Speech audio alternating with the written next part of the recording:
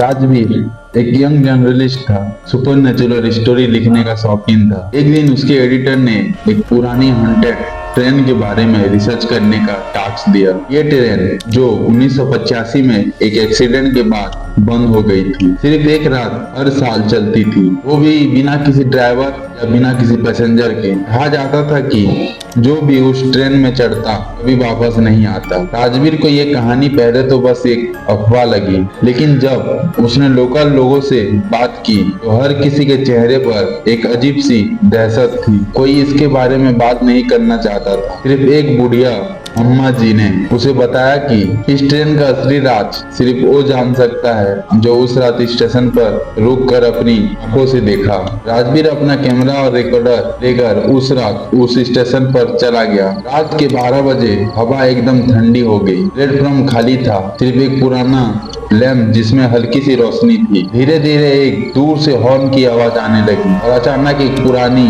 जंग लगी ट्रेन दिखाई दी। ट्रेन धीरे से प्लेटफॉर्म पर रुकी, लेकिन कोई ड्राइवर नहीं था। दरवाजा खुला था, जैसे किसी का इंतजार कर रहा हो। राजवीर डर के बावजूद ट्रेन में चढ़ गया। अंदर सिर्फ सन्नाटा था। सीट पुरानी और फटी हुई थी और हवा में एक अजीब सी गंध थी। अचानक एक कंपार्टमेंट से किसी की हंसने की आवाज आई। उसने धीरे से उस कंपार्टमेंट का दरवाजा खोला। अंदर एक लड़की बैठी थी, सुंदर, लेकिन उसकी आंखें अजीब थी, जैसे अंधेरा का समुंदर हो। लगता है तुम्हें सच्चाई जानना ही है, उस लड़की ने धीरे से कहा। राजवीर ने हाँ में सिर हिलाया। तभी उस लड़की ने अपना चेहरा उठाया और राजवीर की सांसें रुक गई। उसके चेहरे का आधा हिस्सा जल चुका था और आंखें एकदम काली थी।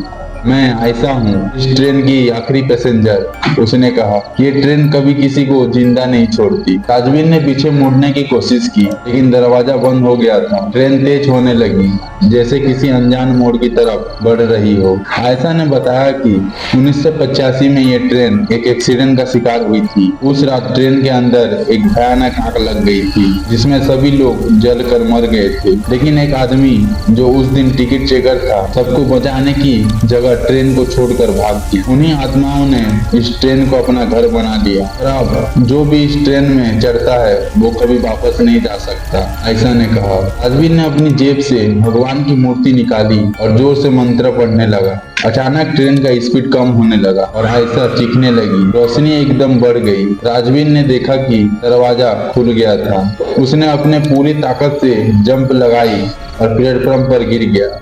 ट्रेन से अनेक आत्माओं को चीखने चिल्लाने की आवाज सुनाई दी और धीरे धीरे वो ट्रेन हवा में गायब हो गई। अगली सुबह जब राजवीर ने स्टेशन मास्टर से पूछा तो उसने कहा, बेटा तुम्हें गलत फहमी हुई होगी, यहाँ तो कोई ट्रेन 40 साल से नहीं आई। लेकिन जब राजवीर ने अपने कैमरा का फुटेज देखा तो उसमें एक पुराने ट्रेन और आयशा का धुंधला चेहरा दिख रहा था। उस दिन के बाद राजवीर ने सुपरनेचुरल स्टोरी लिखना छोड़ दिया।